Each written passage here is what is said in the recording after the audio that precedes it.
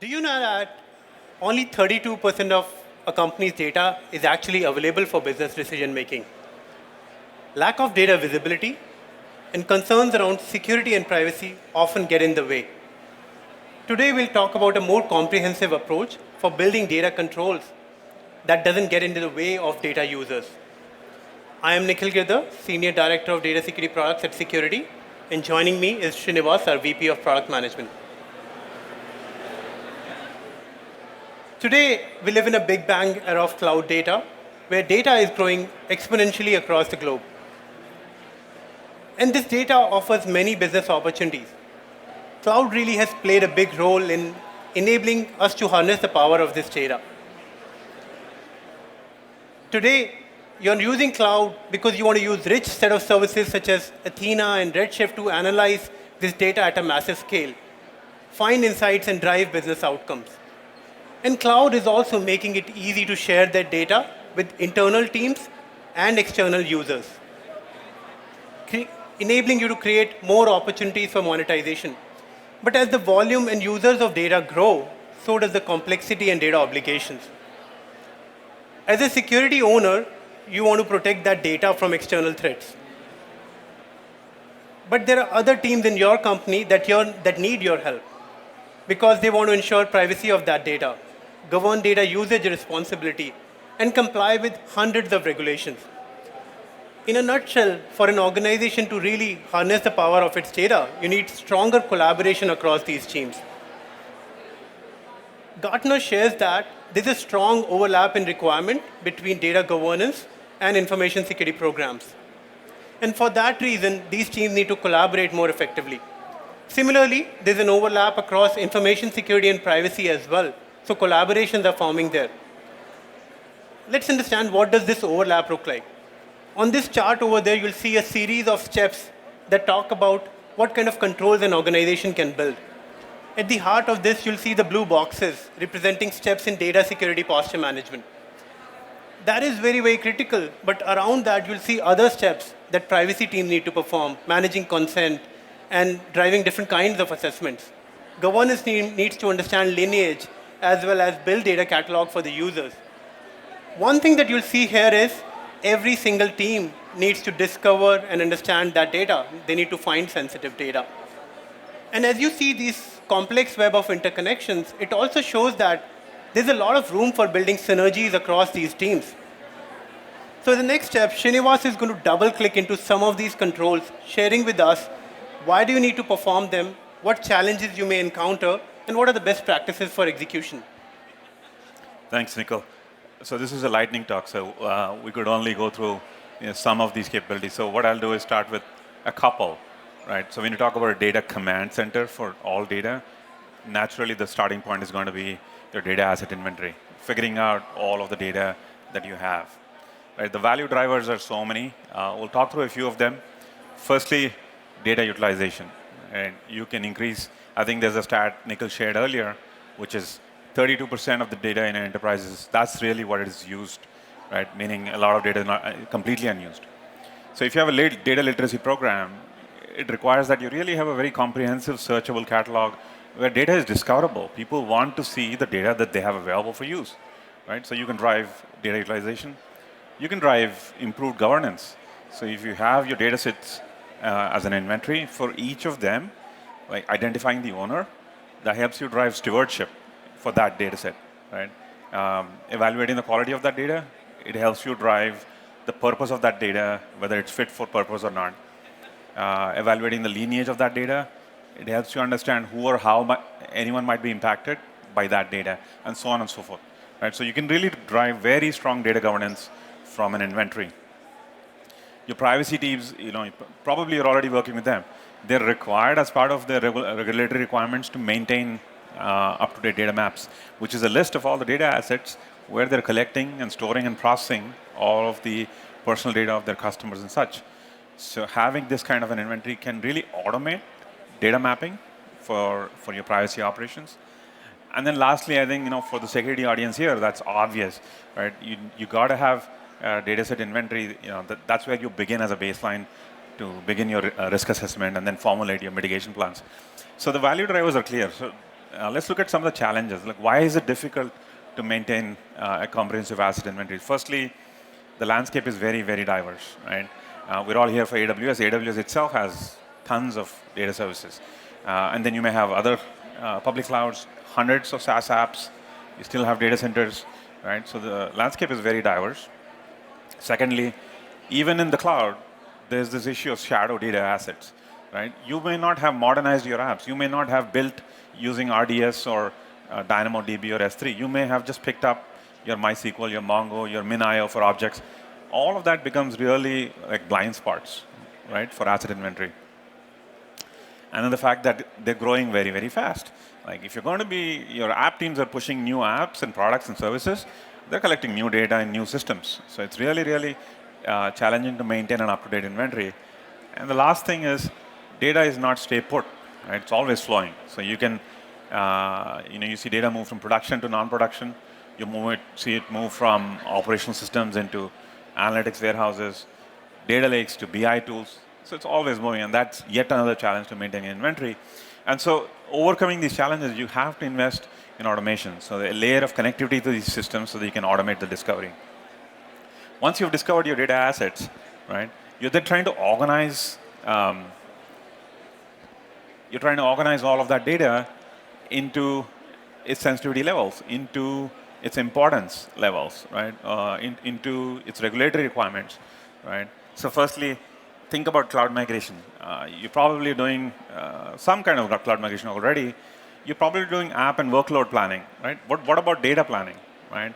How are you considering what data to move? So data that's redundant, data that's obsolete, you don't want to move. So if you didn't categorize, then you don't know which data you don't want to move. And the data that you do want to move, how do you prioritize? Categories of data that are much more critical, right? Can you move faster? It's also important for data protection, right? If you choose to apply encryption or not is driven by classification. Even if you choose to apply encryption, whether you do managed keys, whether you do BYOK, has to be driven by classification.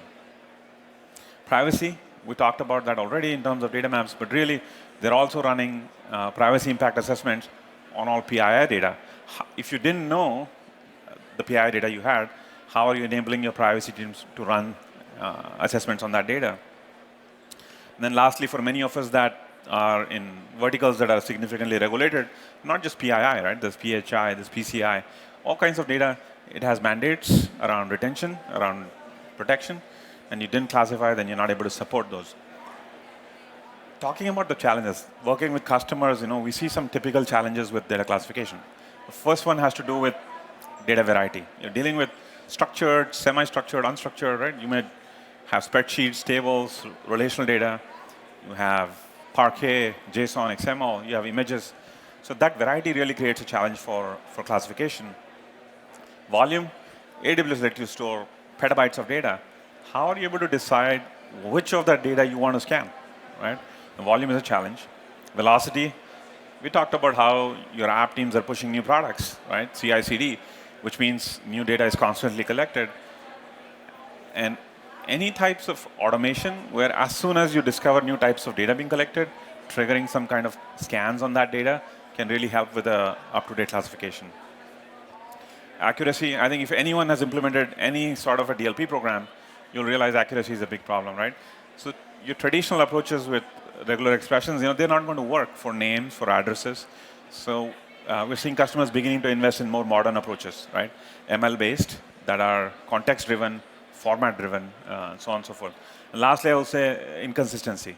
If you have cloud, if you have on-premises, and these are disparate tools, the taxonomy is different, the accuracy is different. That's going to create a lot of trouble for operational efficiencies.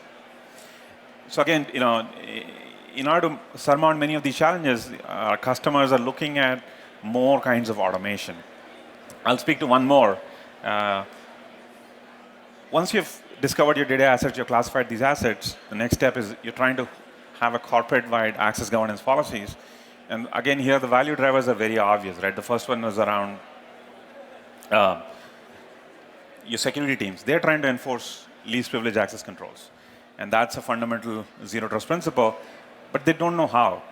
So it requires you to understand not only who has access to data, but also who has indeed accessed data. So the gap between the two is what can lead you to least privilege access. Then the security, from security to privacy, your privacy teams have to enforce purpose limitation. So if you have folks accessing PII in customer data sets, then you have to ensure that usage is consistent with the purpose it was originally collected for. Cross-border, many of you have remote teams, but the data remains in, let's say, locations like EU. How do you surface cross-border transfers and then ensure there's a legal basis for those transfers to happen?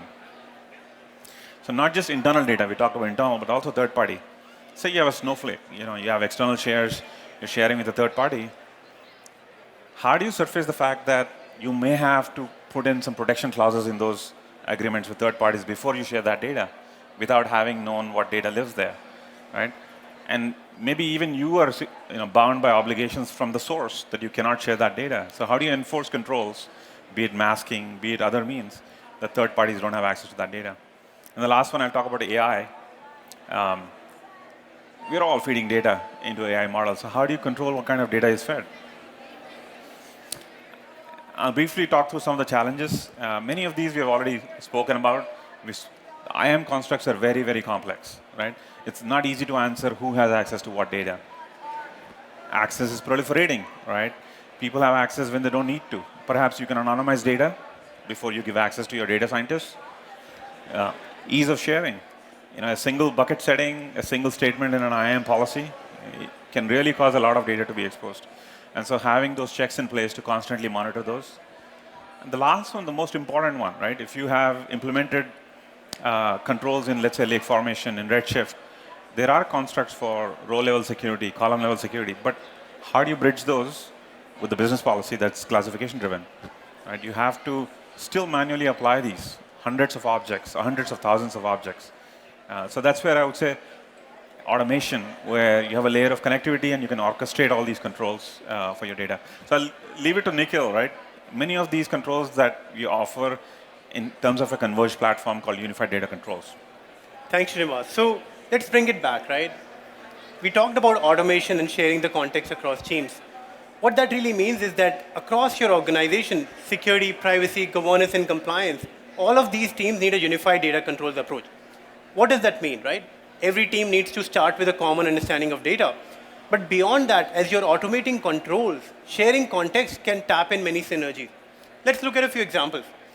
If as a security owner, you can learn how to automatically mask sensitive data based on a user's role or permission, you're making it easier for your governance program to share that data with the end users.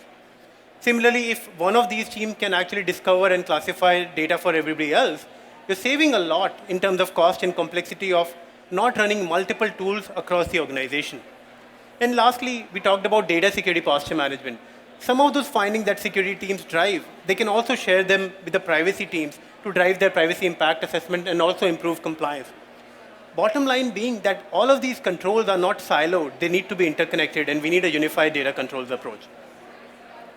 So that's why at Security, what we have done is we have built Data Controls Cloud as a single platform to make it easy to implement unified data controls architecture. It is that one data command center that provides complete visibility and intelligence and controls around your data in AWS as well as your hybrid multi-cloud environments. So in terms of capability, the platform supports over 200 data systems, 700 plus configuration checks, and 50 plus standards out of the box. But the most importantly, we are supporting some of the largest enterprises across the globe, enabling them with scalability. Some of these organizations that individually manage more than 600 petabytes of data. So if you would like to learn how your organization can build this one data command center approach, please visit Security at kiosk number 14 at Startup Pavilion. Thank you very much.